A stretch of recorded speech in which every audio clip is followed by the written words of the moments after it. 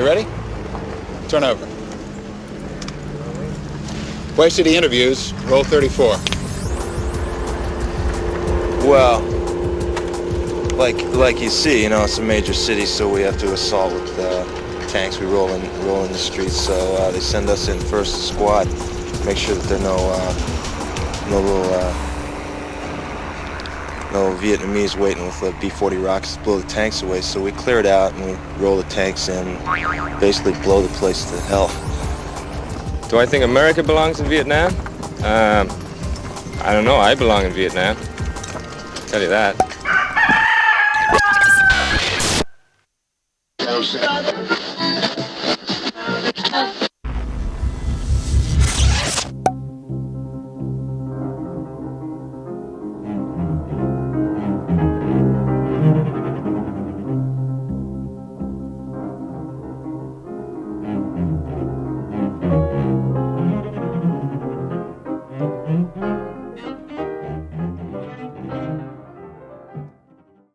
Ladies and gentlemen, it is my pleasure to welcome to the studio tonight Mishima's Head. Please welcome our guest, ladies and gentlemen. What's going on? Good to be here. Good to talk to you again. It's been about 2 weeks since our last space.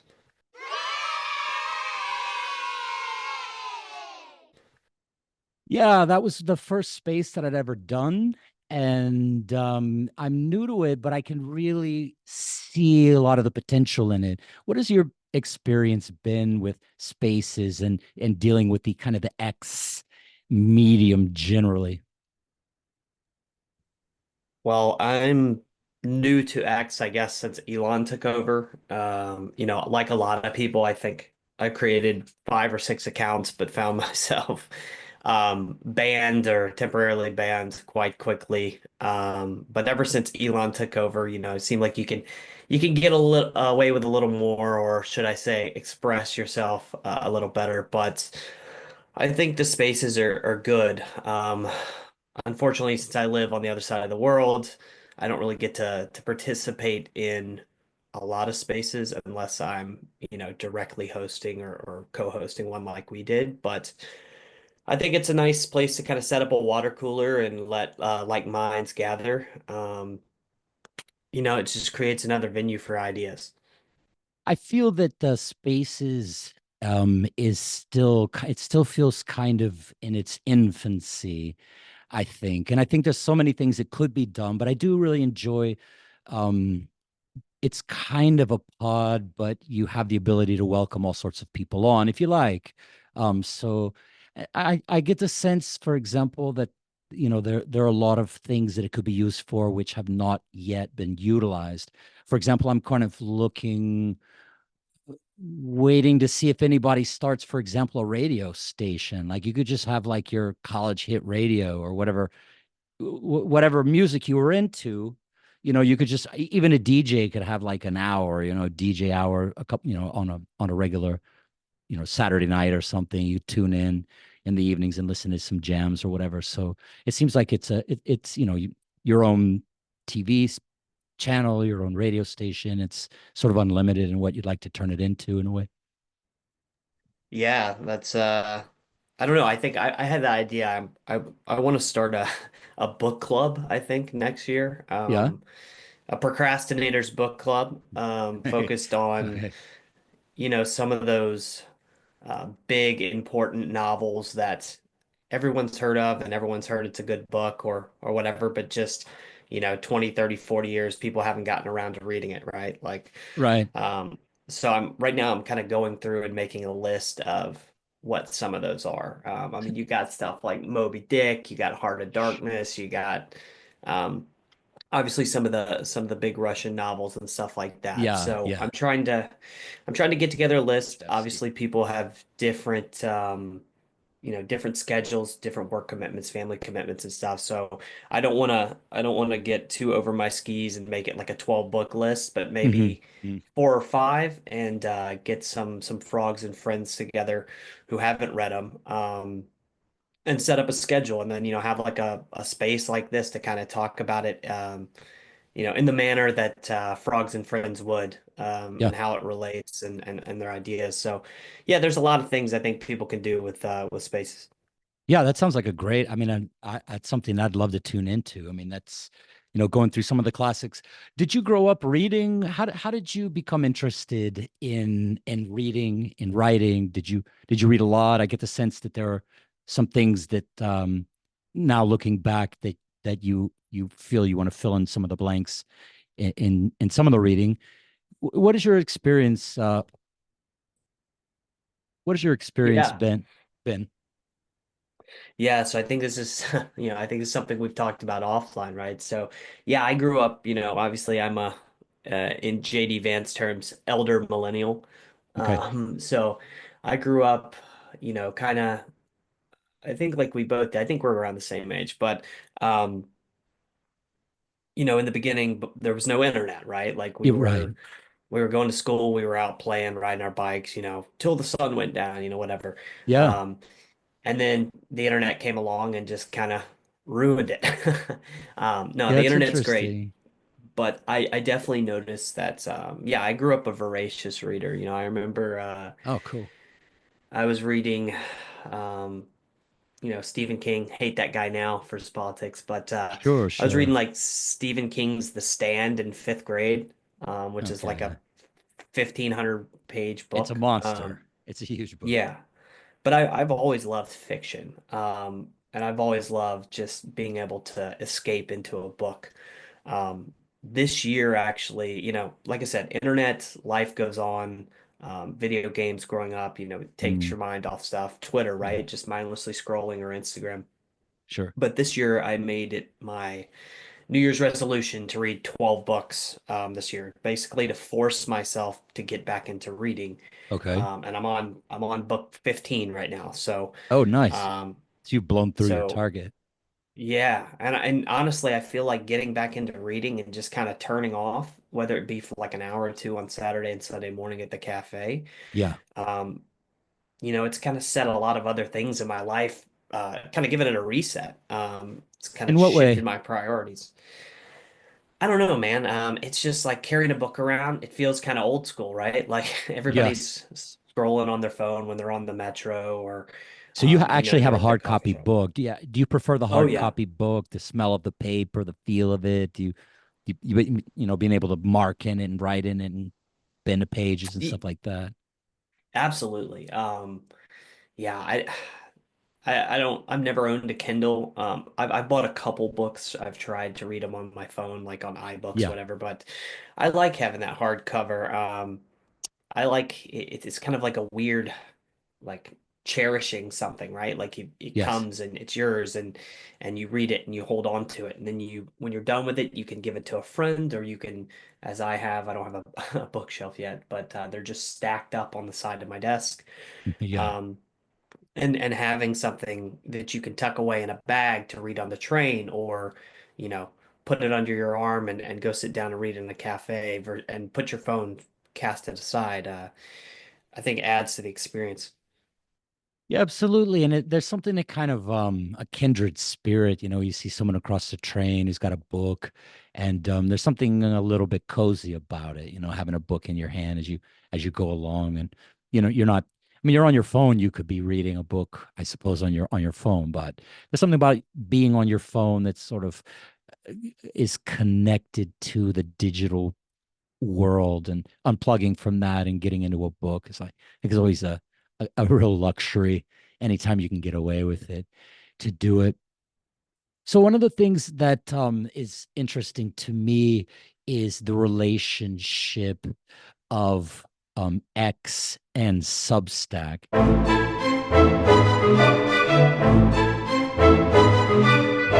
And Substack is where I'm picking up much of your writing, which I'd like to go over with you. What do you find is the relationship? And it seems like Elon has not been very favorable to Substack, and initially what seemed like a great outlet, and you posted to your timeline and everything else, he's sort of deactivated the kind of the potential for it. Or do you disagree? I'm terrible when it comes to things like algorithms and you know, I Yeah, don't know yeah, how much, people say things like not just obviously on Twitter and Substack, but I do the photography thing as well. So on applications where I do that, people have this, oh, I've been shadow banned or my viewership's dropped, 70% over the last 2 weeks. yeah. I have no idea how that works and I don't claim to. But what I heard is obviously that any direct link to Substack was Mm, was was getting kind of suppressed, and I guess some of the justification for that, from what I seen, was that you know Elon doesn't want people to spend more time on Substack than X. I don't know if yeah. that's the case. I mean, I think X is kind of the premier social media outlet, Yes, and it and is now for really. sure. Yeah, and I think X really just serves as a good platform to launch into whatever else you're doing, right? So Yes, it's yes. it's whether that's sharing your Substack writing, if you have products that you're pushing, or let's say a podcast you maybe have, you're a super spicy, sexy guy that does a podcast on Gumroad, well, you can share that there, right? So, Yeah. um, yes, I think that's just, interacting on X and being able to share over to Substack. Is the link actually being suppressed? I couldn't tell you, but a lot Mm, of people who are smarter on it than me say it is. So I'm doing the link and comments thing. I've seen a lot of other people do that. yeah, yeah. Um, but on Substack, just in general, yeah, I think it's a great application. Tell me your experience I've on Substack and kind of because it's come a long way. I haven't actually published anything to my Substack in a while, and I've been busy and doing other things kind of in real life and just general the doing conversations and recording and things like that. But I can see that Substack as an app has really, really developed quickly. Yeah, I mean, I'm still new to Substack. I think I created mine maybe back in July. Yeah. I had always seen there's certain people I follow who have Substacks, and obviously they would promote it, and I'd give it a click, and depending on whether it's free or paid or whatever, um, but just having something that's I don't want to say it's like unregulated, but the the medium is, you can really make what you want out of it. Like if you Absolutely. want to do a podcast, if you want to just put a bunch of pictures on there and talk about it, now they have the new notes, which is kind of Twitter light. Um, but the being able to kind of shape it to what you want to present to the world seems better than anything I've seen. And so I'm still getting used to it. I'm still figuring my footing and stuff, but I think it is something that I'm going to lean into moving forward. I think, yeah, I think as a medium, there's a lot to offer there. A lot that it's I think a more user-friendly environment even right now than X is for longer format and a variety of other things. It's very good. It's got the kind of the blog back end user kind of very user-friendly and stuff. And even though it's being suppressed, I guess kind of the notion is that Elon is hoping to make X kind of the one-stop shopping so that you'll pull all of your videos off of YouTube and then bring them onto X, that you would put your blog on X and eventually, I guess, a dating app and buying and selling shit on a marketplace type of format as well. So sort of the everything app, I suppose, down the road will just be using that only. And Elon is most definitely being rewarded, and it's interesting to me as well how that's influencing other people like Mark Zuckerberg, for example, who's kind of come out, off the you know, he was obviously very pro Democrat for the previous election in 2020, and now has kind of come out and said, it's almost like the meme, God, I see what you've done for Elon. Please do some of that for me here over here now. And maybe honesty is the better way. Maybe neutrality and fairness is a better, even economically speaking, is a better path forward. Yeah, I think I think Zuck started doing jujitsu, and maybe having close proximity to another man's balls rubbed off on him.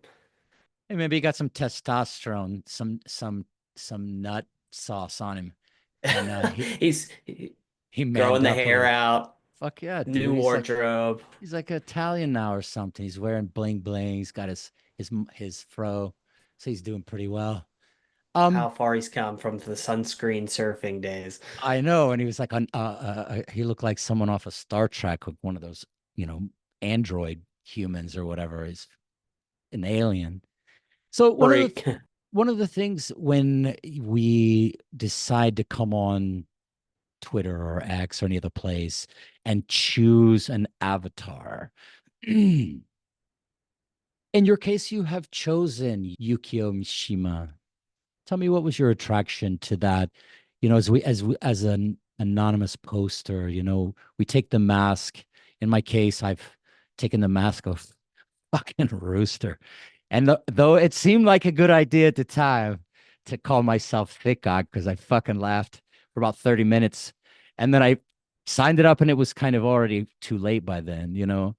And in my own case, I've seen, you know, I've commented on more respectable accounts. Robbie Starbuck, I think, comes to mind immediately. And other more respectable accounts like that, where I'll make a comment on their timeline. They'll like my comment, realize what my name means, and then unlike it. Like, fuck. Now, now that Elon's changed the algorithm and you can't see who's liking what, I think people are more inclined to like anything and everything, even from an account called Thickok. Um, Right. but yeah, in some ways, people have told me, you know, because I've kind of suffered from, at least in my mind, some of the same thoughts. Like, you know, I'll put something out, it gets one like, two likes. I'm like, fuck this shit. I'm sick of like just tweeting into the void. This is ridiculous. I just want to delete my account and stuff. And they're like, man, well, listen, dude, I think it's a fucking the name might be a problem. Like people don't want to, you know, like it's. I said, well, it's fucking too late by now. You know, it is what it is. So you just have to kind of push through it. Why did you choose your mask? Why did you choose this as your avatar? Oh man. I think it's a lot of different reasons. First of all, the picture with the sunglasses and the cigarette, I had to edit that because originally I just had the Google image of his severed head Oh as shit. my profile picture, and somebody reported me. Oh Um, man. so I got the notification that I Fuckers. was promoting violence or gore, and I must change my profile picture. But no, kind of getting into a lot of different things with Mishima. Obviously, we talked earlier about reading and stuff like that. Yeah. I fell in love with his work. I think he writes beautifully. Yes. I think he's some of his books. He comes off as he's Dostoevsky if he was perverted and liked to go to nightclubs and use swords. Yeah. What's not to love? Yeah. So I loved his fervor. Some of the stuff that what he stood for, obviously before committing seppuku, and just kind of his the purity and the passion and the loyalty to duty, sense, and honor. Yeah. Um, it kind of reminded me a lot of myself as when I was a young man prior to a lot of my adventures and growing as a man. Yeah. But I like that, and that aesthetic is something appealing to me. Also, it's great to use as a troll. I have a friend in real life that was trying to explain the changes since Elon took over X. Okay. And one of them that I told him was you can now get paid to call people faggot on the internet. Um, It's true. It's and true. so, you wouldn't believe how many times I do that. And then Yeah. somebody writes a manifesto in my reply about, look at this guy using, dropping the F slur, and he's using Mishima as his profile picture. Mishima was gay and like going off on all this stuff. So it's a fun troll. Yeah. Yeah. But no, I really think he's certainly one of the best Japanese authors. It's a shame that he didn't win any official prizes for his works, because they really are beautifully written. If I could recommend a few, everyone knows Runaway Horses. I think Yes. Bap talked about that. Obviously, the content, the plot of that is awesome. But Yes. personally, and that's the second book in the Sea of Fertility Okay. tetralogy. Oh, yes. Um, personally, I like the first book in that series a little bit better. It's Okay. called Spring Snow. Okay. Why did Um, you prefer it? I think, well, one, I mean, it sets up what comes later in Runaway Horses. Runaway Horses, it it's tied to the first book. It has a reoccurring character in Honda as he's a Okay. little bit older, but Spring Snow is kind of what sets the stage. Yes. Um, Honda's friend Kai, falls into a an ordeal, finds himself into a life or death situation because of his love of a woman. Mm. And it's a really a coming of age tale as well. Some call it a kind of an Asian Romeo and Juliet, but the uh, the language in the book itself is beautiful. I think it's one of Yes. the most beautiful books to read, and there's a particular passage, I don't have it in front of me right now, but there's a passage that talks about basically the main character Kai having his first kiss Yes. with the girl he falls in love with, and it's them. It's a snowy spring morning, and they call the rickshaw over, and they just tell the rickshaw driver to just go around the city. And Yeah. it's cold, and they're bundled up in the back of this rickshaw, and just the way that he writes it, from the detail of what's going on, outside, the sweat coming down the back of the rickshaw driver's neck. Just the Should I detail, kiss? Yeah, should I kiss her? Should I not? Like all that internal dialogue, and then just the explosion of happiness and beauty in life once he actually had that first kiss. Mm. That's something that anyone who's experienced one of those moments, can look back on, right? Yeah. Yeah. But just a well-written book, recommend to anyone. Of course it's translated, but when you read a passage and you think, God, I've thought that. I just haven't put it into words before. And things that you notice and things that you feel, things that you didn't even know to notice that were going on inside your observations, your thoughts or nervousness. And when someone has the talent to really capture those feelings, the things that you felt in that moment, in the pre-kiss anxiety and going through your thoughts and going through the sort of the process of debating. Uh, Those are things that every young man has felt, every person has felt, and to be able to capture and put it into words properly and correctly and beautifully in a sublime way, it's such magic, and I think that's what we're all sort of chasing in our own way as we write and create our own fictions, our own stories, and recount and recollect the things that we've experienced as well, particularly in an experience as singular as a time in Afghanistan, which we'll be getting to here shortly. But being able to um, be so perfectly truthful and describe something just as it happened without putting too much color on it or not enough color or emphasis, just the perfect right amount of balance is sort of just a beautiful magic trick, I guess. So it's always so lovely. And the Japanese have words for shit that like it's just unimaginable. Like, there's a single word in Japanese for something as kind of elaborate as and specific as, the way the mountain looks in the fog as it rolls in for the first sunlight of the day. They have a single word to describe all of that, and there's something just so beautiful and specific about the language that I think it's just glorious. To kind of close out the Mishima loop, I kind of want to read a quote here from Spring Snow. Yeah, for sure, Um, do it. and one of the things I like about Mishima, as you kind of alluded to, right? Like sometimes you'll read something and you'll say, "Wow, I've thought about that a certain way, but I've never seen it in words." But then other times you'll read something that you haven't even thought about, that kind of blows your mind and makes you think. And this is kind of a good segue probably into stuff we're going to talk about later. But yeah, so this is from Spring Snow. And the context for this quote is the main character Kai. He was talking to his friend Honda, and he was basically talking about how he hates the kendo team. He hates, the guys that are doing kendo, and their bravado, their masculinity. He's more of an aristocratic, soft-spoken guy. So Yes. he hates the way the kendo team acts. And Honda kind of says that. time is what matters. As time goes by, you and I will be carried inexorably into the mainstream of our period, even though we're unaware of what it is. And later, when they say that young men in the early Taisho era thought, dressed, talked in such a way, they'll be talking about you and me. We'll all be lumped together.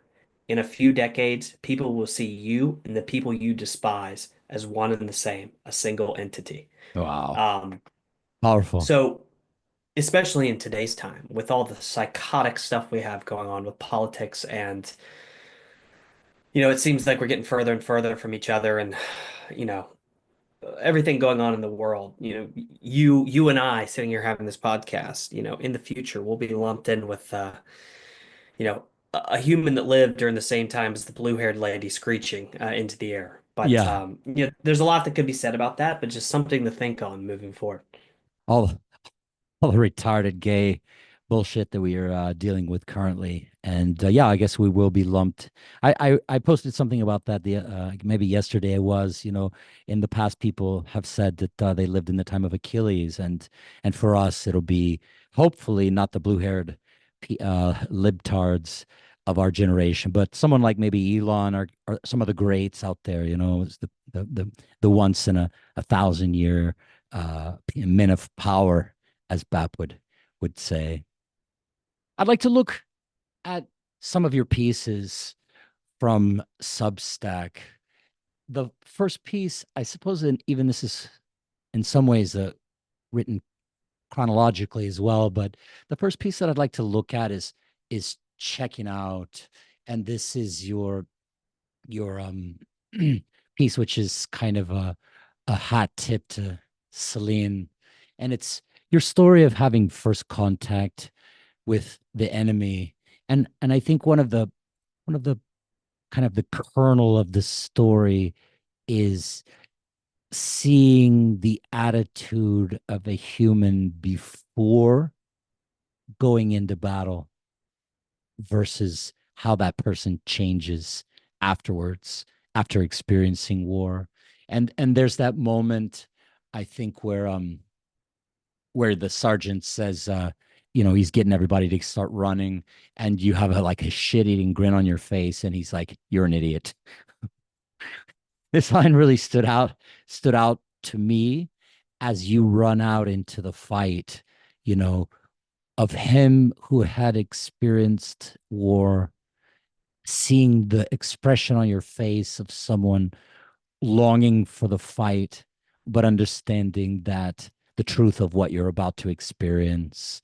And then this, as the story that you recount goes on, you do experience a very tough, a painful experience there.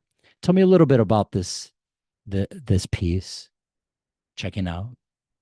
Yeah, so I think that yeah, that was the first piece I wrote for Substack, and that's the piece I have pinned on my Twitter profile right now. I think that's a good introduction to me, I guess, as a poster Yes. moving forward. If anybody's listening to this and doesn't follow me or doesn't know my story, I am a Anon, I am a frog, but I served as an infantry marine on two deployments to Afghanistan, one of which was particularly bad. Yes. But this piece, I read Celine, Journey to the End of the Night. That was a book recommendation that I got from obviously Caribbean Rhythms. Yes. But I fell in love with it. Mm. And as I'm sure when reading a book for someone who thinks like you, someone who talks like you, especially me being an infantry guy, I like younger, I like Celine, I like someone who, isn't afraid to talk about getting ass and getting after it. Yeah. But Celine's take on war was just came off as a lot more honest Mm. than anything I'd ever read. Because sure, there's those moments of glory, there's those moments of hero worship and that kind of stuff, but Mm. he also touches on his own, being afraid. Like he didn't want to go back. He got injured and he basically did everything he could to not go back to the front line. He wanted to stay Sure. alive. Sure. Staying alive Absolutely. was more important than, going to the meat grinder for, the politician's sake. But reading that book kind of set off, the thinking process in me, and thinking how I look at the war now that it's been, a decade and a half, since I last was there. Yes. And I kind of felt, yeah, like Celine's view on it, like, we were kindred spirits. So the way that I set that out is I took a lot of quotes from Celine that I personally, felt, an attraction to, Yeah. and kind of tied them into my story. Because I think Celine says, he was, I think, day drinking when the troops marched by, and he was, got caught up in their, their bravado and their chants, and he just followed them down to the recruiter station and signed up for the war, right? Yes. Yes. Myself, joining the Marines, I growing up like any other kid, any other boy, like I liked playing guns in the backyard. I liked war movies. Sure. I think we talked about it before on space, but Saving Private Ryan was kind of the thing that got me to want to join the military. I Yeah. was a young man. My grandma wouldn't let me see it. And when I finally saw it, that first 30 minutes, I was just, Yeah. That's I some of couldn't the best believe. war footage Yeah. of all that. That landing on Omaha Beach and the opening scenes of Saving Private Ryan is just really captures the insanity of war in a way that very few people have managed to capture it. Right. And, I just thinking as like a young guy, like, it's insane that people go through this and then they live through it and then they come back and they, figure out how to pay their car payment, or, they figure out what they're going to do for money. But um yeah, so I grew up, watching war movies, playing video games, like Elder Millennial. And I just always I was always drawn towards that, towards those experiences, towards those movies. But I never made up my mind until I got into high school, I think. I joined ROTC. I hated school. It wasn't that I was terrible at it. It was boring to me. Yeah. Yeah. And I was always getting in trouble. And, I just kind of decided, hey, I'm gonna go join the Marine Infantry. I want to go fight in a war. You know, it was post 9/11. Iraq was still going hard. Um, and I just wanted to be a part of it, man. Like, I think had I have lived in the time of Vietnam, I probably would have volunteered to go to Vietnam. Because I just had such a romantic view of war and the camaraderie, and in these experiences. And when you're sitting there thinking of it that way, you never really truly understand that, hey, you could die, right? So Yes. you're envisioning it as a movie, right? You go Yeah. off to You're gonna war, you have Rambo your these. way through some Yeah, shit, and it's gonna be fucking awesome. right. Yeah. So that's the way you look at it, in a very immature and romanticized Mm. view. Um, and then of course, once you've seen some shit and been through it, that's not the case. But so for the piece, yeah, that's kind of what I led up with. Kind of talked about that, and really a couple of the things that shaped my, um, on deployment, not even coming back, kind of shaped my mentality towards it. Real quick, if you'd like, I can touch on a couple of those stories. Yeah. Absolutely. Sure. So, um, graduating high school, I went to Paris Island, 2 weeks after I graduated, and for the Marines, for infantrymen, Marines, combat action ribbon is the most important medal that you can have. Yeah. So I wanted to get my combat action ribbon. I was, an 18, 19-year-old kid, and all I cared about was getting combat action ribbon. We got Yeah. out If to you're a our. Marine and you don't have one of those, it's gonna be a problem. Yeah, you're a boot. So it's kind of weird, like if there are people walking around today who joined the military after we pulled out of Afghanistan, like they don't even have like a Afghanistan campaign ribbon, which is wild. Yeah. Right. Like everybody's got one of those. They just hand that out when Yeah, you get out of basic. except for Tim Walls. Of course. But Of course. but yeah, so we got out on our first, deployment, and it takes a while to get out there, right? You go to Manas, and then you go to Leatherneck or Camp Dwyer, and you slowly phase further and further out into the wilderness. And when we got to our small patrol base, we got there in the afternoon. Our leadership sat with their leadership and kind of got, ripped out and got the lay of the land. And, as we're setting up our cots, the LT comes and says, Yep. we're going to run a patrol tomorrow morning. And, second squad, you're going with third squad. And, I've been informed that any patrol that goes north is going to catch contact. So hearing that, is like an 18-year-old, guy that's basically spent the last 3 or 4 years of his life just dreaming about, getting into the shit. Yeah. They used to sit in computer class in high school and watch those, Iraq War compilations with Bullet for My Valentine, playing over it and stuff. Right, right, Um, right. You were ready, man. so You'd been waiting. yeah, yeah. So we did. We go out on our first patrol, and sure enough, we catch contact. You watch all these war movies, and you always know where the enemy's at, but obviously in Afghanistan, it's different. So Yes. shots ring out. You have no idea what the fuck's going on. It's the first time actually hearing, AK fire. Um, People who've been in that situation before immediately, muscle memory go into, contact right, get to cover, that kind of stuff.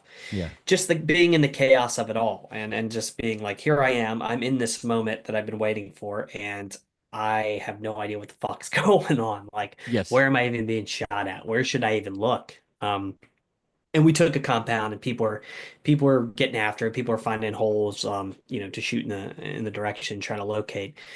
And then yeah, that's when the sergeant was like, we need to get a little bit closer. I need a couple of volunteers. And of course, I threw my hand up, and I got there, and he was like, we're gonna hug this wall, and when you get to the end, you're gonna, button hook around it, and you'll see the next compound up. Run to that. And That's wild just that you like thinking, were volunteering for this. Even there in the mix, under bullet fire, that's still ballsy to volunteer and lean forward to that. yeah, I mean, I was just so gung ho, man. I was like poster child gung ho, and yeah, so he's like, I'm thinking, oh, this next compound's gonna be, 10 seconds of running. And, Yeah. I get to the line, he's slapping Marines on the back, go, go, every 5, 10 seconds. Yeah. And I get there, and as you mentioned, I looked up, and I must have looked like a kid on Christmas or something, because he just gave me this look, and he was like, you're such a fucking idiot. Like And he you have no shoved me. idea, man. Yeah, he shoved me so hard around the corner, and I just remember turning the corner and seeing how far away the next compound was, and it's like a football field or something Yeah. like that. Yeah, And like, I, oh shit. yeah, I've never been a good runner. I'm a short guy, so Yeah. I think I passed the guy in front of me. I was running so fast, Like, and get that the was kind of fuck my. out of here. Yeah, and when you run under fire too, it's hard to look around. You look at your feet, because there's the terrain is so lumpy, and there's ditches and all kinds of stuff. You don't want to eat shit while you're running, so Yeah. you just look at the ground, and you just run. And I remember seeing, dust kick up close to me, when I was doing that, and that was my first like, holy shit, I'm in this motherfucker moment. Yeah.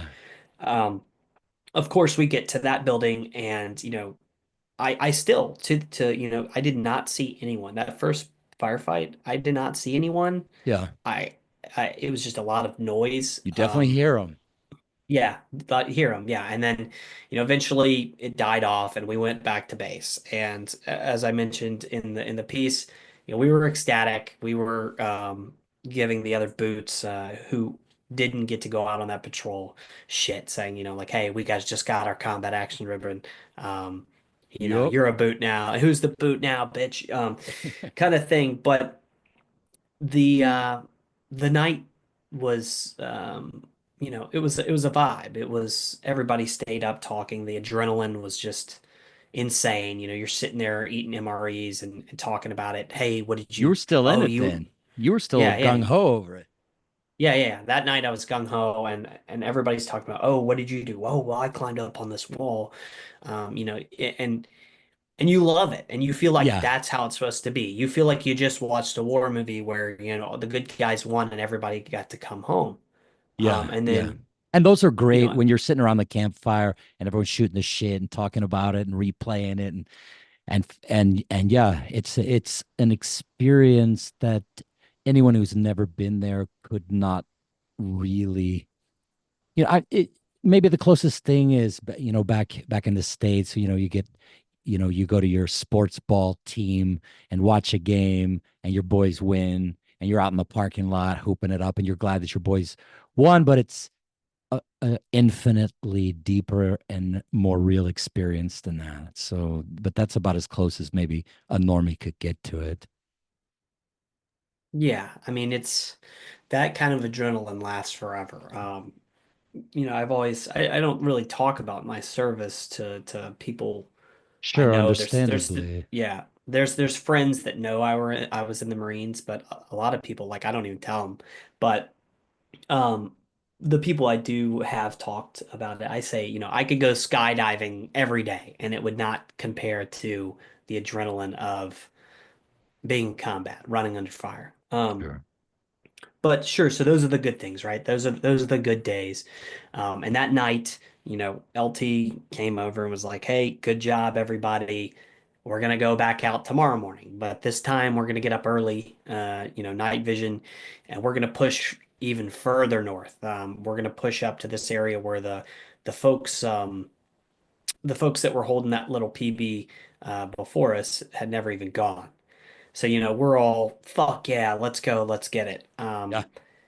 And we go to sleep and we wake up and it's zero dark 30 and you're stepping out and anybody who's ever actually worn NVGs know they suck ass. So Yep.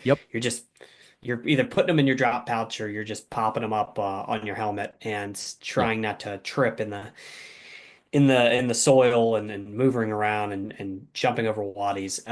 Yeah, it's So we basically go. like trying to Yeah. look through a toilet paper tube, essentially. Yeah. If you have, depending on how many you have, if you have two, then yeah, you're just basically trying to focus green light through a two toilet paper rolls, and it's Yeah. fucking a mess. And And if there's any light at all, any ambient light at all, you go blind. You can't see out of your peripherals at all, so fuck it. So it's just like, you know, glue toilet paper tubes to your eyes and go run through the dark in a field. So fucking have fun with that. yeah, and then your depth perception is fucked. So you Yeah, have you people can't see just shit. eating I mean, you can't shit. see shit. You just hear people eating shit in the night, like tripping over like a rock or something, like and just screaming fuck, like you're trying to be Yeah. super secret, sneaky. Jerry's dead. No, he just fell over. Yeah. Ran Yeah. into a fucking cow. So so we hump out there in the middle of the night and we keep pushing further and further north and the sun comes up. It's winter time.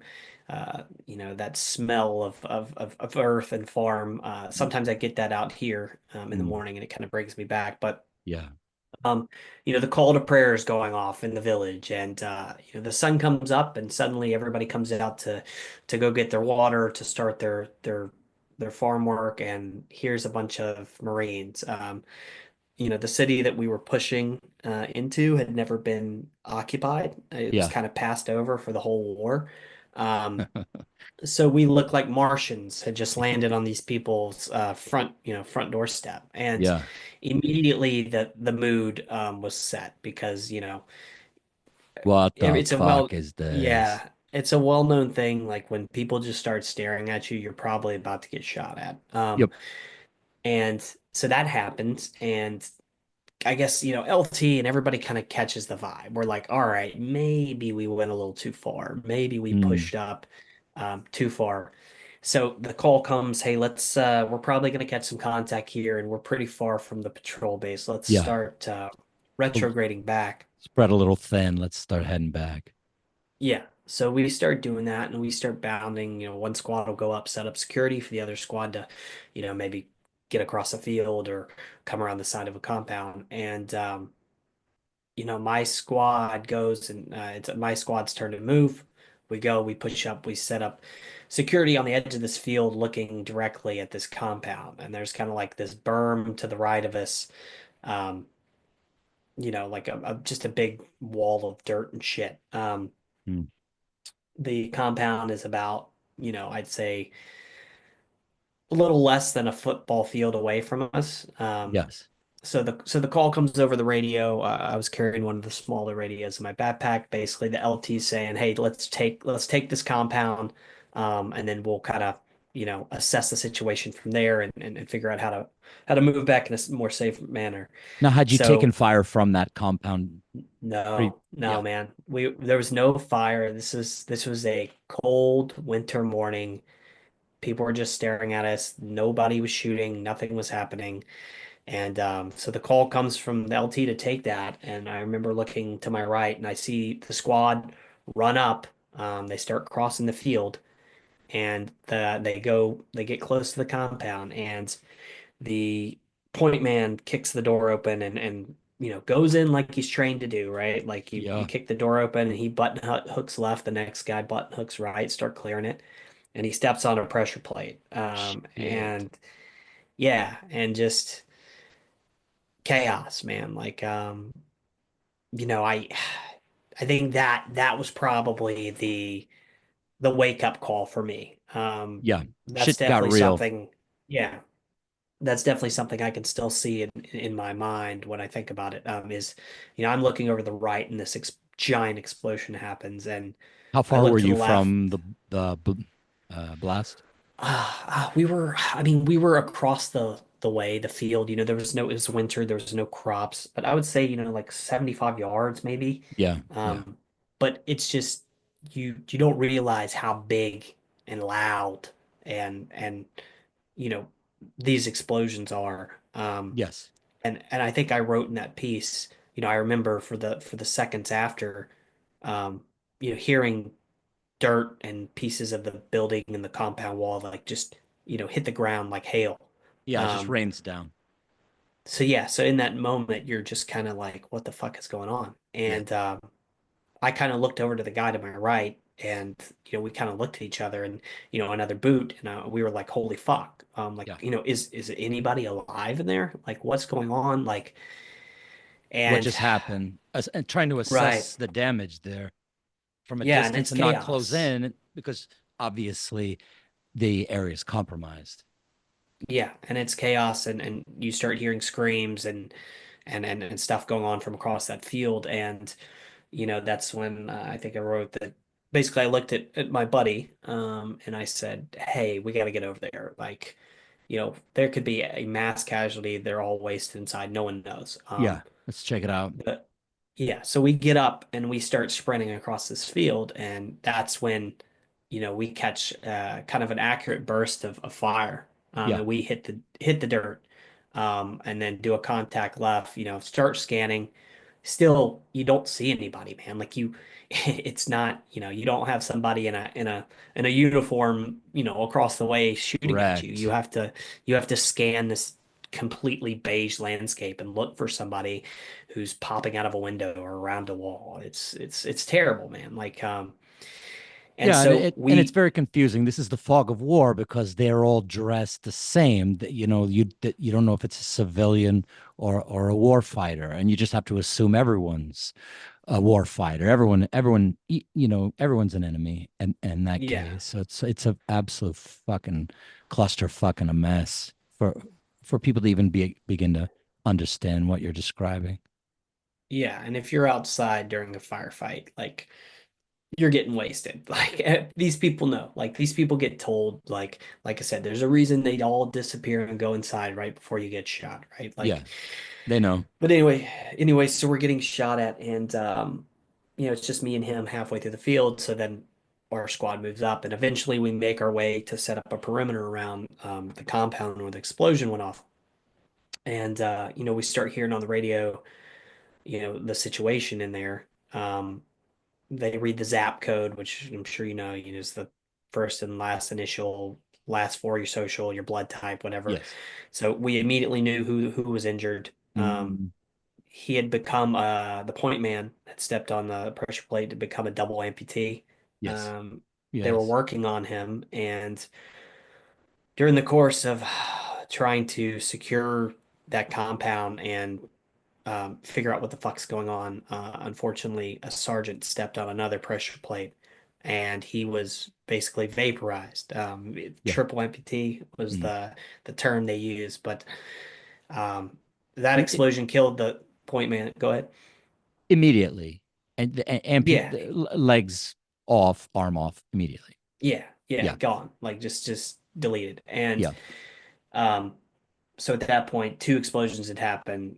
Our squad's still outside the compound, setting up security, and we're like, what the fuck is going on? Like, do we even like try to go in there? Is there a third? Like, yeah. This is a we're mess. here. Yeah, we're hearing the chatter on the radio. They're calling in the medevacs.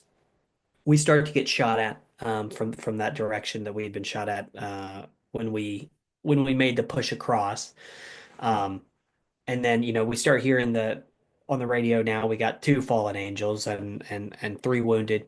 Get the birds in the air. Let's go. Yeah. Um, so then we started taking fire from another direction. And I wrote about this. I remember being caught up in that moment and just they you say you're trained like not to be emotional, right? Like not Yes. you're trained to act in the moment. And that's a lot of that is that's hero speak. There are people who are never afraid in combat, but that the kind of overwhelming nature of everything that had happened in that span of we're talking like 2 or 3 minutes kind of hit me. And I started crying, man. Like Yep. I didn't know what the fuck was going on. And I looked to the guy next to me. He was teared up.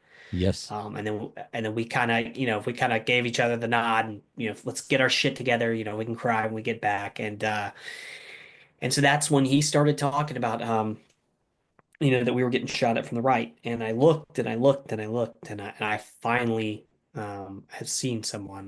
There was two guys there. Mainly they're popping out of like an opening in a compound wall.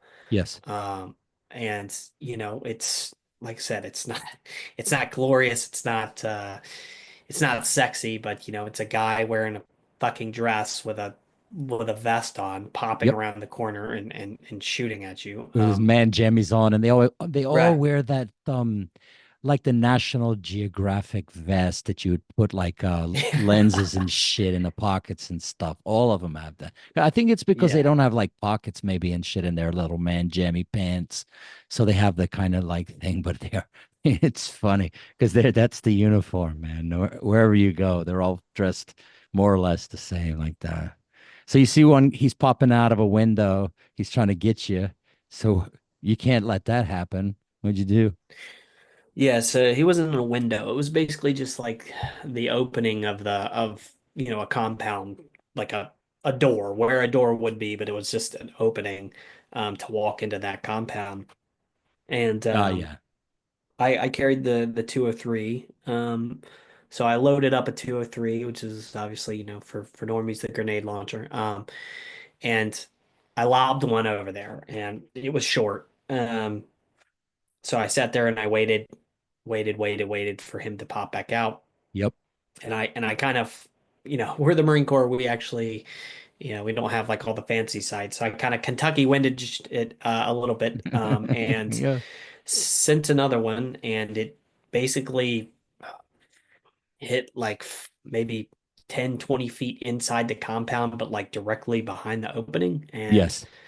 we stopped getting shot from there. Yes. Again, kind of the ambiguity of the whole war space in Afghanistan. Who knows? Who knows if I hit the guy and he survived, walked off, blood trail, whatever. Who knows if he was already gone? Who knows if it didn't hit him at all? Like who knows? It was the compound that he was shooting from, though. Yeah, yeah. It was directly in the space where he was shooting from. Yeah. So Yeah. we didn't get shot at anymore from that direction. So who knows? From that And from then that of perspective, as a Marine, you did your job. You protected the lives of your buddies and you eliminated the threat. However, the story takes a rather dark turn here. Yeah, so I mean, we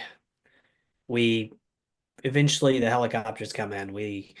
I watched them carry two body bags out and a couple of other of my buddies wounded, and get into the helicopter and leave, and then we mount our patrol and we start patrolling back to base. And we have post shifts to stand. Like we Yeah. have we have things we have to do.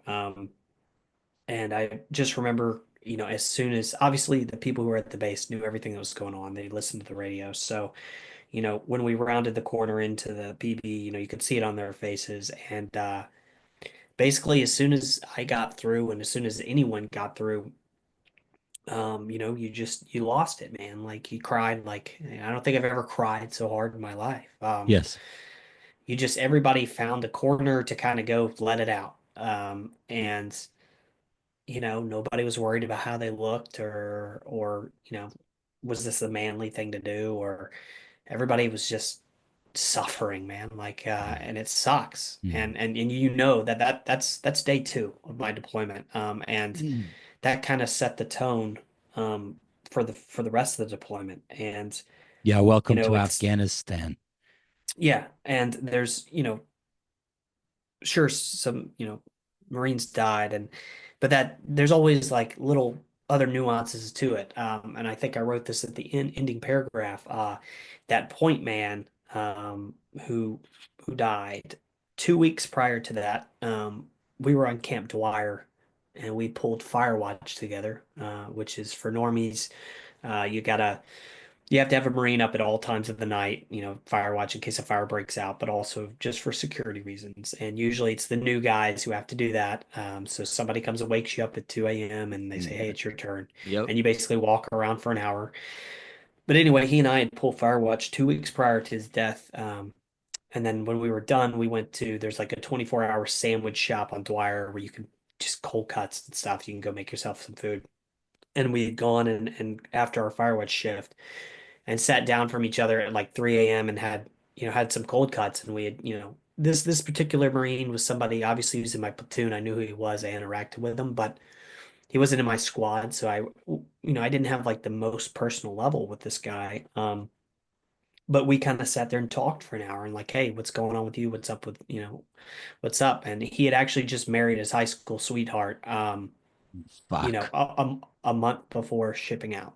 Um, That's terrible. so that's the kind of things that you think about, after the fact, not necessarily the getting eradicated by an IED, but his wife, and like that's the shittiness of it, right? And like how Yeah. how many hundreds of or thousands of stories are there like that throughout our time, right? And those are the not just Afghanistan, but every war we've been in, and like the people that are affected, and it trickles down. And that's the stuff they don't tell you about. Like that's the stuff you don't Mm. you don't see Mm. in the movie, and no one wants to talk about that stuff, but it's Yeah. important.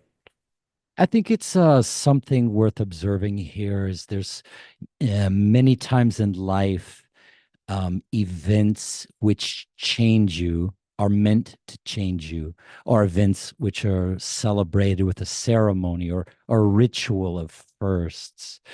So like you get married and now you're a husband or a wife, right? If you're a wife, your title changes. You're not a Miss anymore, but a Mrs.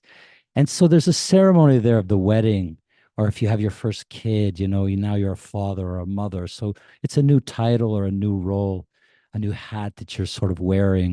And the first time you make love or something, it's kind of a ritual as well. You're no longer a virgin and you've changed in some way, or you're no longer what you were. And even the definition of you changes in certain ways. But encountering these sorts of things, the first time you see uh, someone get blown up, the first time in that particular story you recount, uh, seeing a girl with her head split open, and I've published a Substack of very similar of seeing a girl have her head shot, her face opened.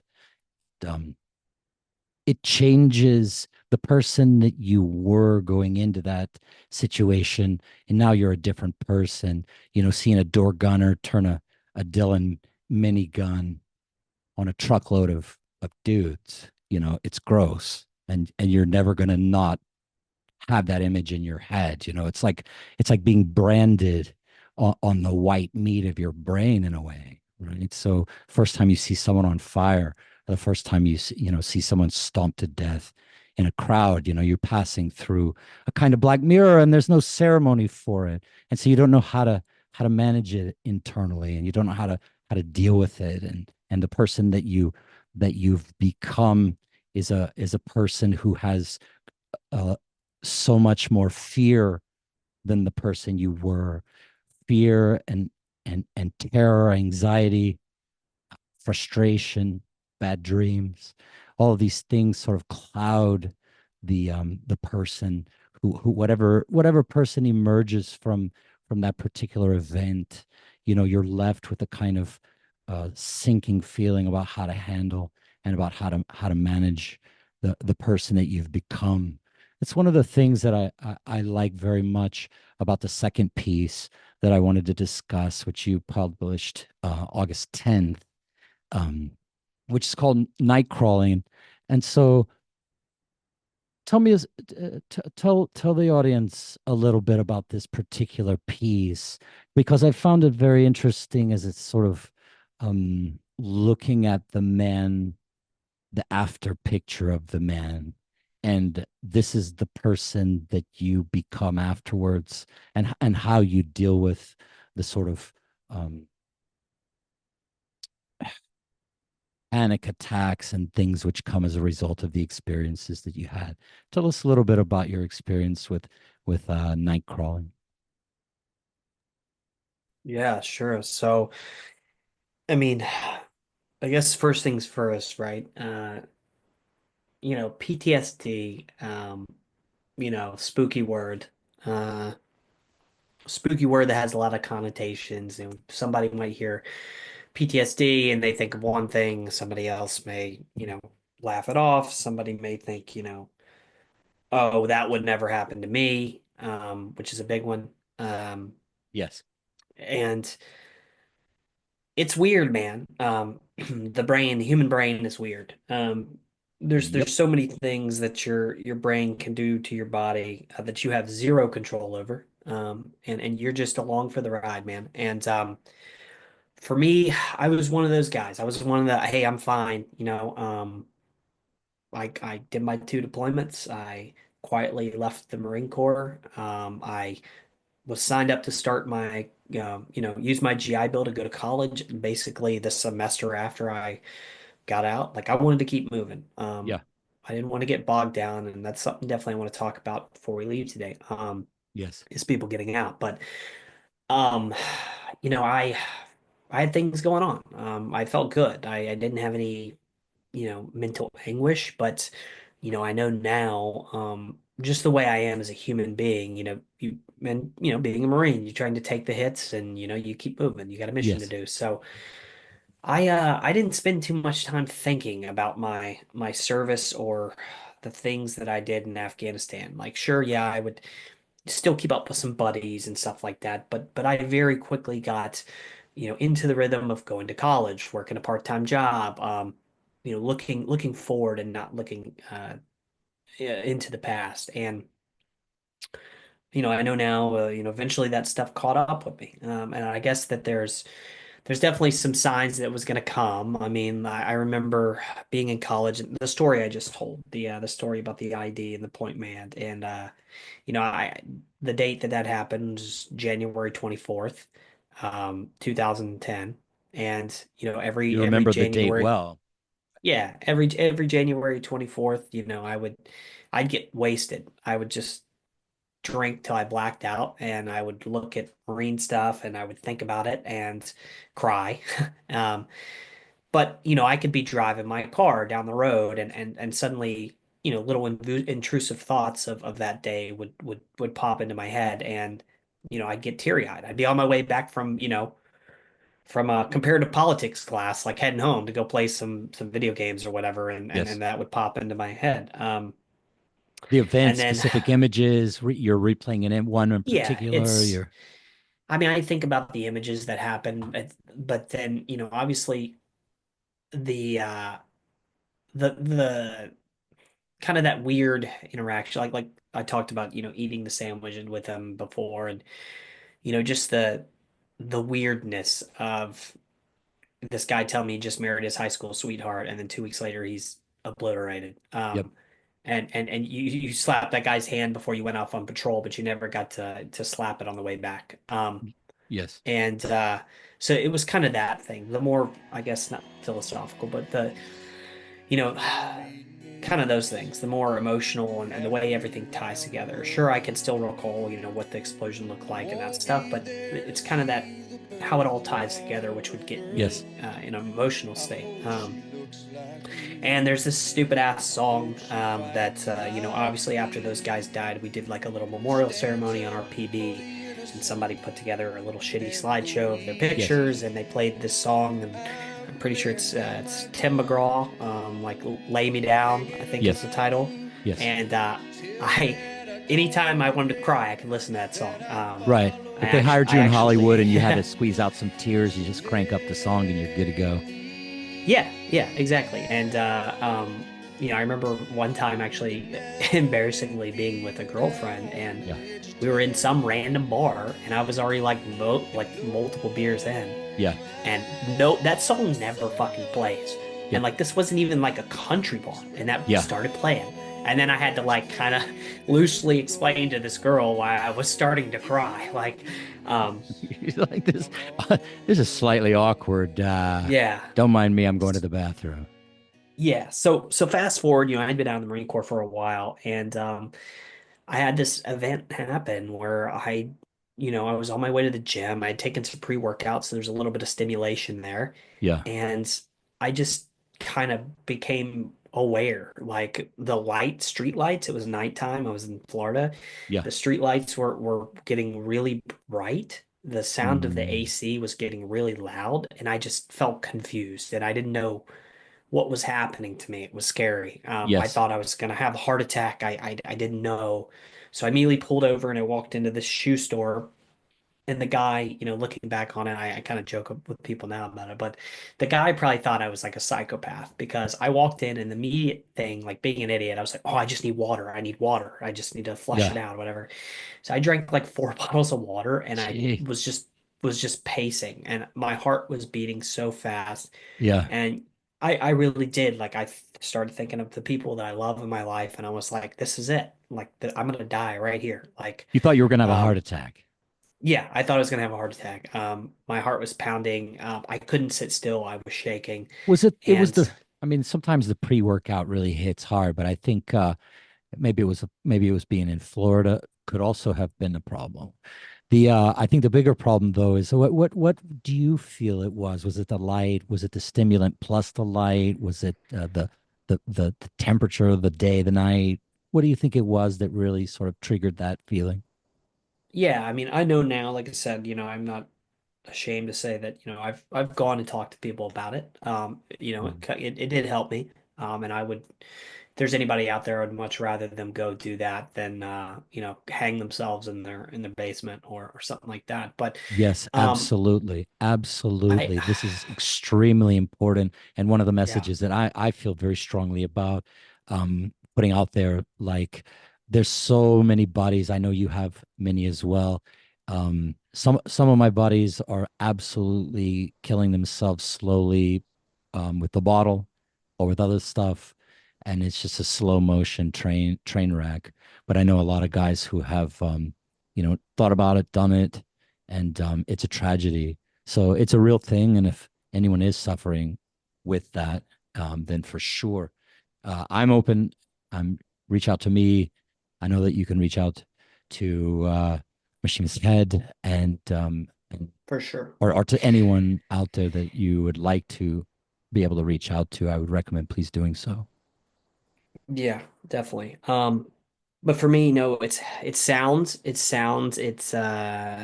lights, mirrors. Mirrors were a big one. Um, Interesting. I remember sitting and getting my hair cut, and the way the mirror was like in front of me, it was like catching another mirror, and there was like the multi-dimension thing going on, and like Yeah. it made me like spaz out.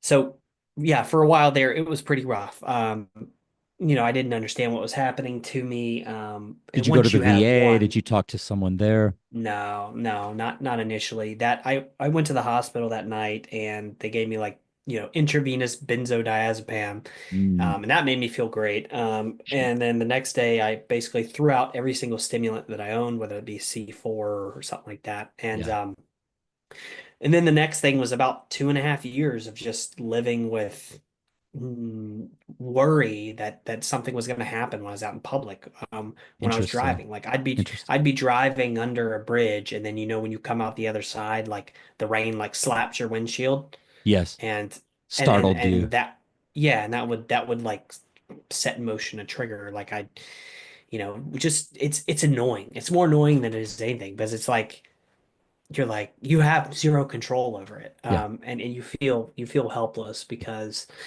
there's been times I've been in line, and luckily um I've got a good support system around me. I got people that understand. yes, I haven't really told my family like I've hid it from my family basically. interesting. I think they know that I have some issues, but I don't want to bring it up because it starts a conversation, and I don't want to get into that. Like Yes. like I don't want to have to explain why and these things and that. But anyway, yeah, I mean it's a Have weird you ever feeling to like have you ever it's a weird feeling to like self-medicated or tried to deal yeah. with it in that regard? Because a lot of my buddies have just like are day drinkers now. Yeah. Yeah, I mean I drink a lot. But that's kind of you drink and you feel great, but then the next day you're hungover, and like being in that hungover state leads to anxiety, and Yes, that just absolutely. makes it worse. So then it's just a nonstop cycle. Yes. And I mean I still drink. I would just say that I'm in a much better place than I am now, than I was, let's say, 3 or 4 years ago, because I did talk to someone, Mm, and kind of came to terms with myself, and started doing a lot of reading on the brain, the way things process, yes. and it's a lot of self-talk. It's a lot of hyping yourself up, but like trying to do it in a positive way. I think a lot of us, like get out, we've been a Marine, we've been in combat, and this shouldn't be fucking happening to me. I shouldn't feel like this because I'm a Yeah. fucking Marine, or Yeah. like, or whatever. Like I'm okay. I don't fucking need help. Like, Yeah. yeah, you do. And a lot of that is what I learned through talking through somebody. It's like, learning how to, for lack of a better term, relax a little bit. Like Yes. it's okay, brother. Nobody's saying, you're not a manly man. You're not, you didn't go do all those things. Like, just relax. And learning how to treat yourself with a little bit of respect. Um, Yes. just self-awareness is a big thing. And learning that, you don't have all the answers, and yeah, this is happening to you, but trying to kind of rationalize it. And once I found that I was able to do that, it almost disappeared for me. I still know that Mm, there's certain things, like if I don't eat all day and like, something happens in the afternoon, I might start getting agitated, but I've been able to really tamper them down. But yes. swinging back to night crawling, I used to not like crowds. I used to not like loud noises, stuff like that. And once I moved Yes. to Asia, I picked up photography, and I kind of fell in love with that. I'm a nighttime only photographer. I go out and, photograph the neon alleys, and the nighttime shenanigans, street food stalls, cinematic. And So now I feel comfortable in it.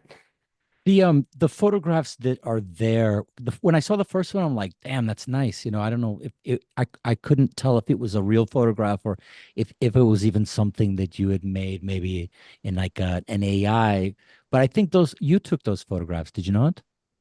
Yeah, yeah. It's so I do all They're my photography. Yeah. they're They're excellent. They're real. excellent. For anyone who hasn't Thank you. looked at it, go on and look. It's like it's very, very, very good photography.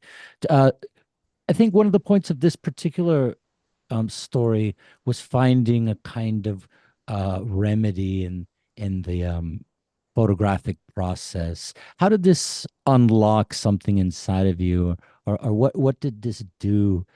Putting yourself into sort of your art. How did that kind of soothe the hurt in a way? I don't know, man. I think that I'm a pretty obsessive person with anything I do. You Yeah. know, I when I do something, I want to do it all the way.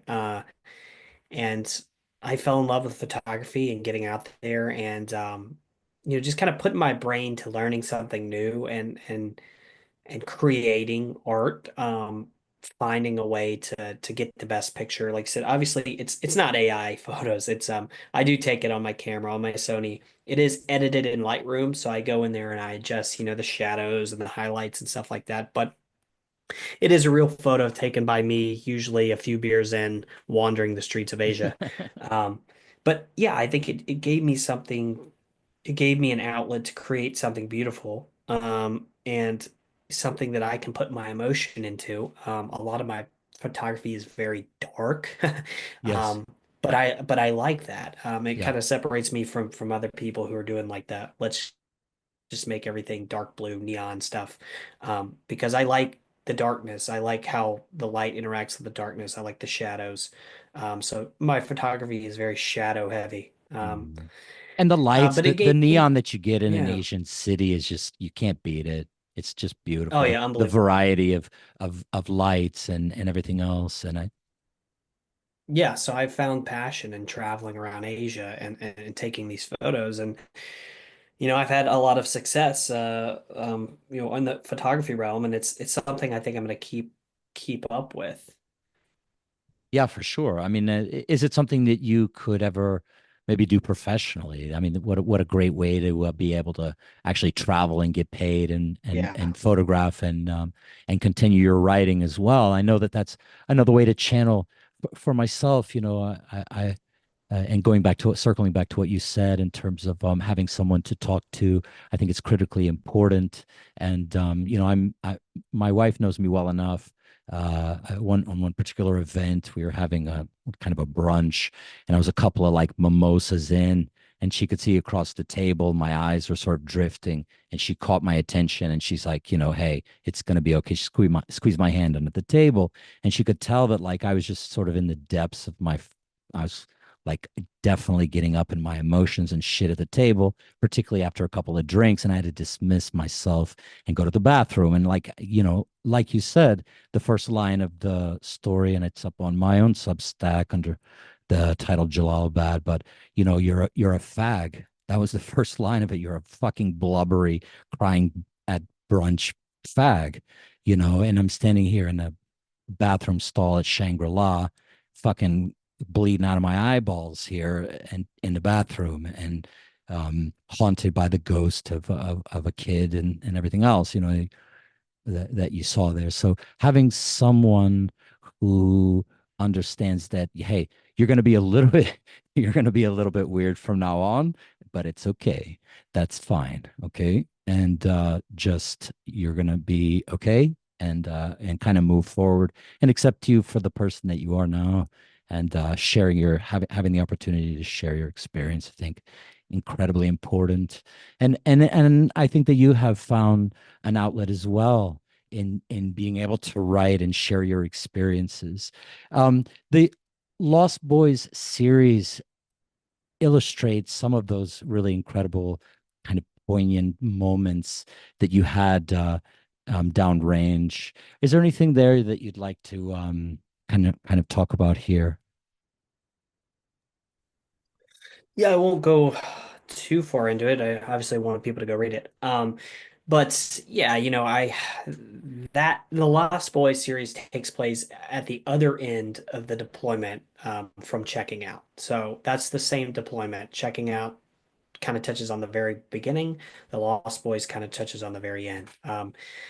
Obviously the day-to-day experience, quite different, and something, I don't want to go too far into it because I'm going to be writing about that in the future, but having the experience to go out there to the edge of humanity and live like a native at the ANCOP outpost for 2 months, all the things we were doing out there, I think, that was really kind of a healing process for a lot of us, right? Like, we detached ourselves, like we got to not think about going out on patrol and getting shot at and just be boys, right? Like, um to in a level of camaraderie, that I haven't had since. But yeah, I mean that series is going to go on for a little bit. I was out there for 2.5 months. It kind of touches on the various things that happened when we were kind of out there running around Yeah. with no supervision. And it's a And very rare deployment too, I would say.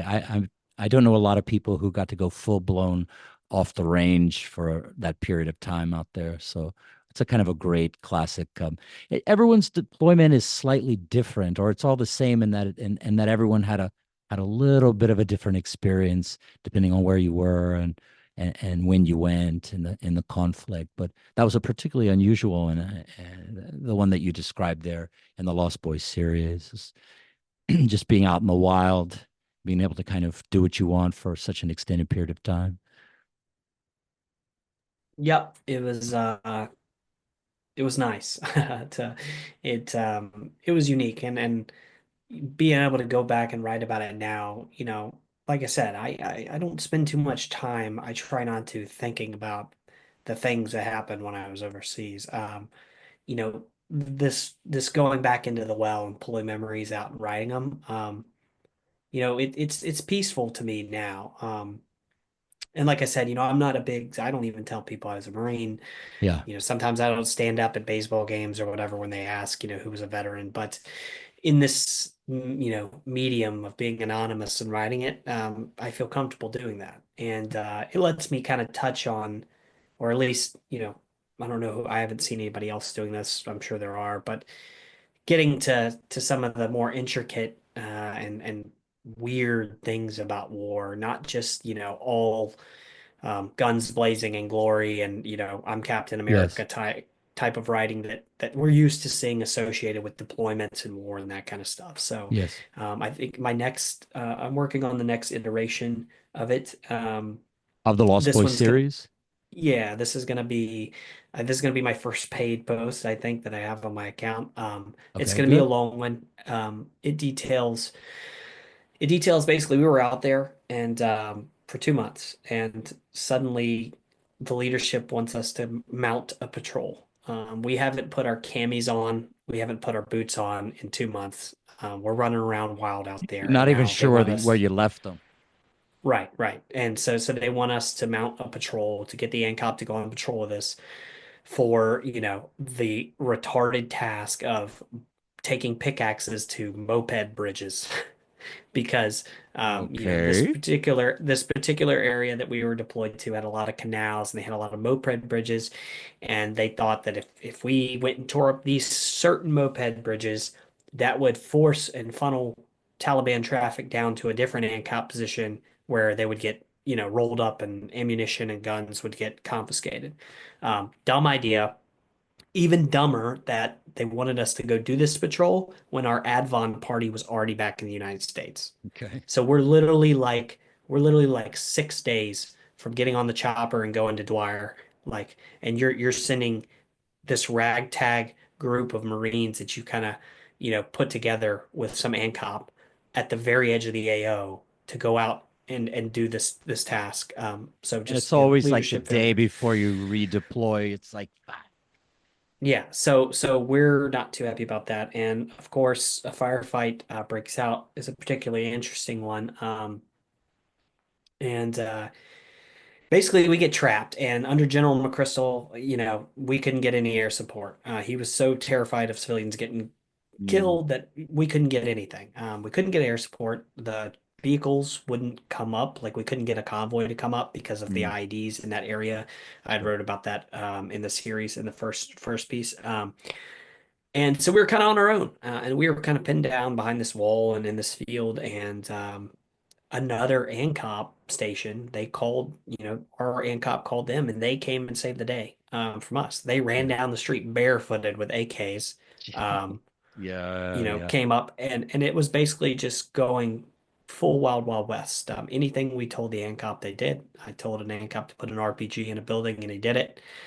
He didn't check his backblast area. I was standing right next to him when he did it. About blew Yeah. my eardrums.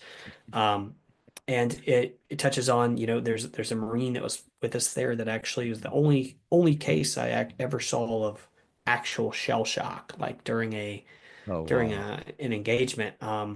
What happened? Did he shut down?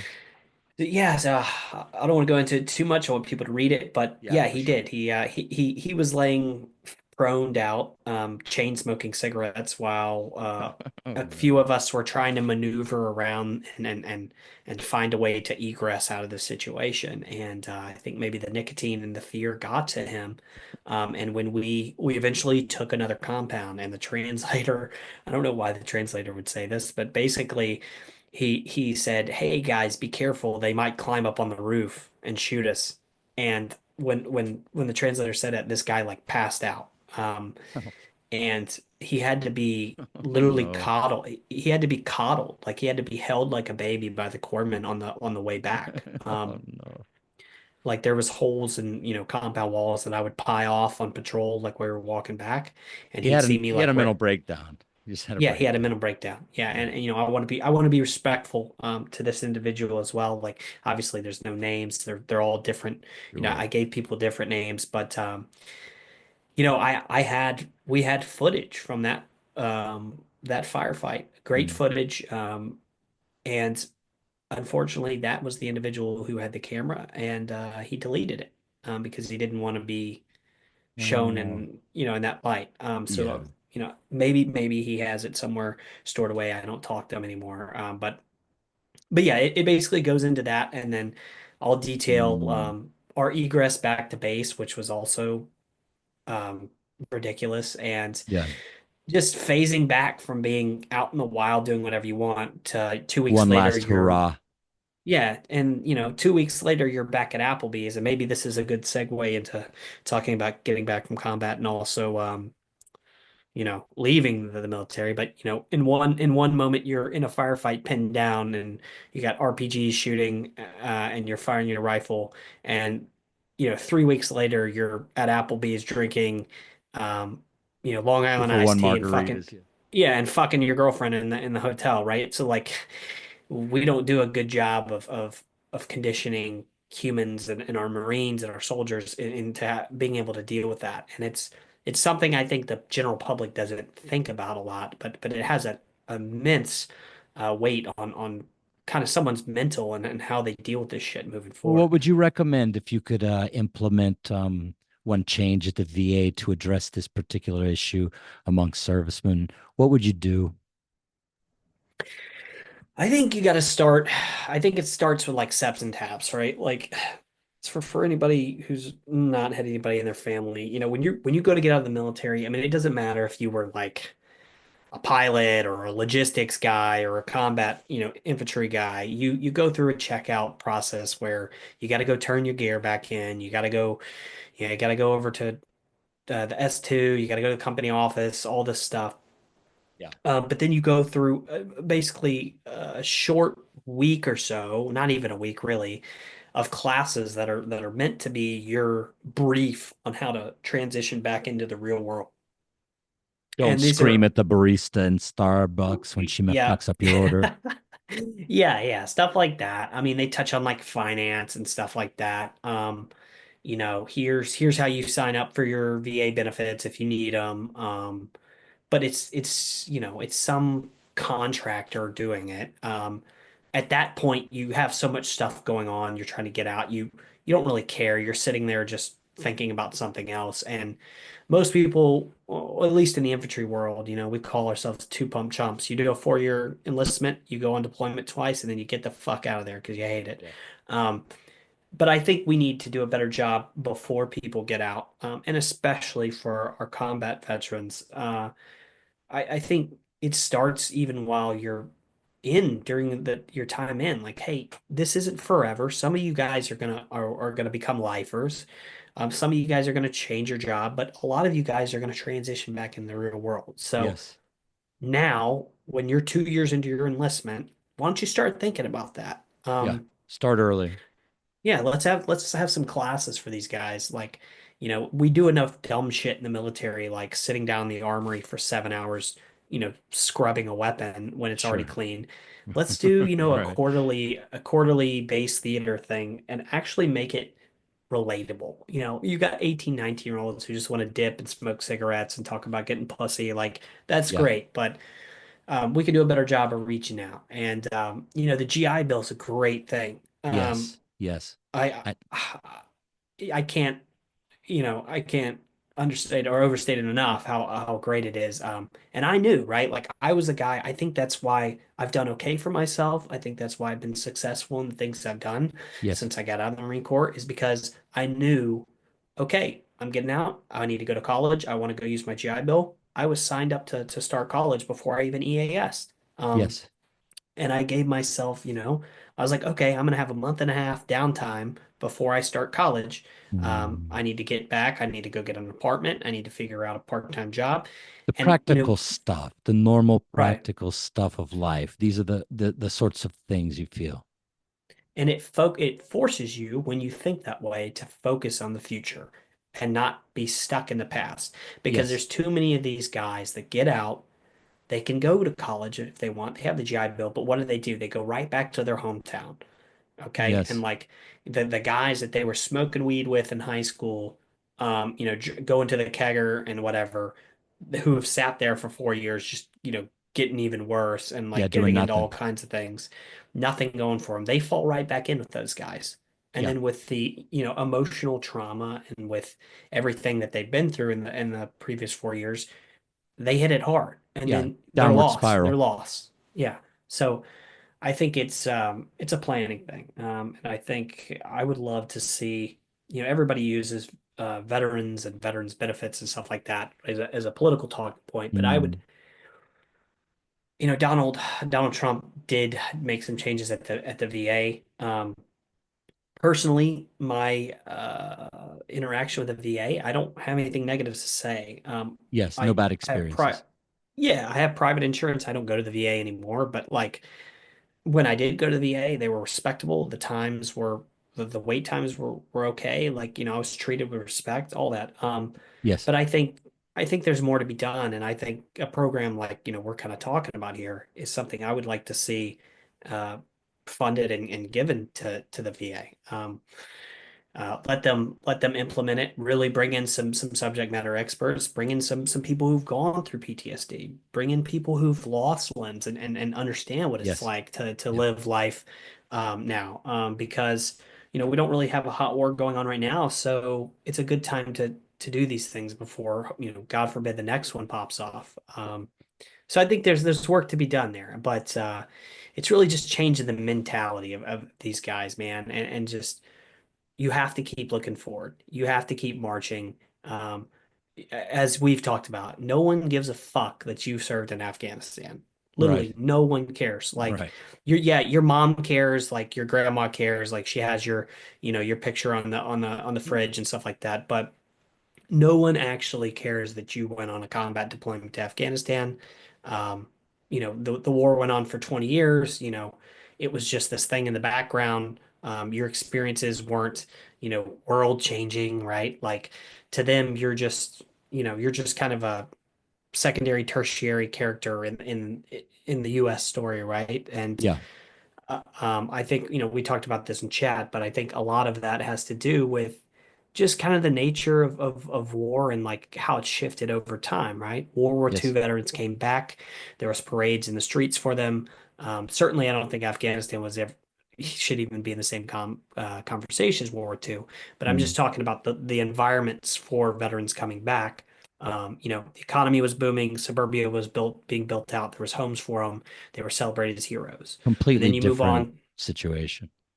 right? And then you move on to Korea, right? Our forgotten war. And then look at Vietnam, man. People getting drafted, people coming back, getting spit on.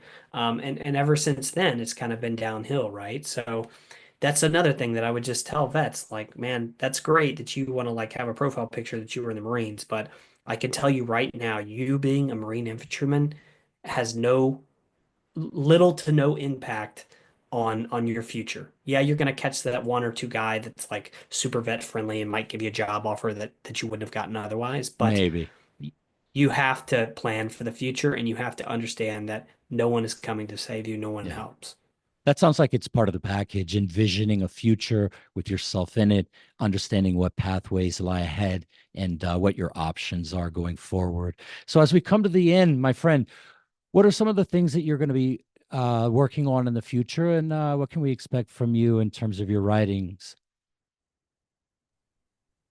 Yeah, so I mean, still very new to this, still very new to Substack and Twitter and stuff like that. I'm gonna keep working on this long Lost Boys series. Yep. I have some ideas in mind for some content. I don't want to just get bogged down into the Marine thing. Starting out, you write about what you know. Sure. I have some background in some other things, and I have some thoughts on the political and the foreign policy and the world, the state And of the also the world. travels as well. That's a Yeah, great avenue, going to the places that you've been to. You've got a particularly great eye for photographs. Your writing is great, and you kind of bring those two things together. So many different um angles and avenues. There's a lot of outlets right now and a lot of things. I think it's a great time, and particularly on our side of the X machine. There's a lot of really interesting stuff going on, man. There's people thinking about stuff and moving and shaking, and the ideas of the guys in this little kind of pond over here uh, are being listened to by the guys all the way, uh, to the top. So it's an interesting time to be alive and an interesting time to be producing art, man. So we really look forward to keeping up on what comes next, man. We've really enjoyed your writing, and we'll be tuning into your spaces and seeing what comes up next, man. yeah, I appreciate it. It's like you said, X is a great medium, and to have the opportunity to meet some fellow Anons, whether that be a chicken or a Unabomber. That's what I'm here for, man. Who knows if one day these friendships, these acquaintances, or will turn into real life things or whatever. I'd love to share a beer with you if we ever got the chance, but Sure, man. we'll see, man. Absolutely. Absolutely. Well, until that day, take care, man, and we'll look for you online, brother. We'll see you soon, All okay? right, All right, man. thanks, man. All right. Bye. I wanted to see exotic Vietnam, the jewel of Southeast Asia. I wanted to meet interesting and stimulating people of an ancient culture and kill them. I wanted to be the first kid on my block to get a confirmed kill.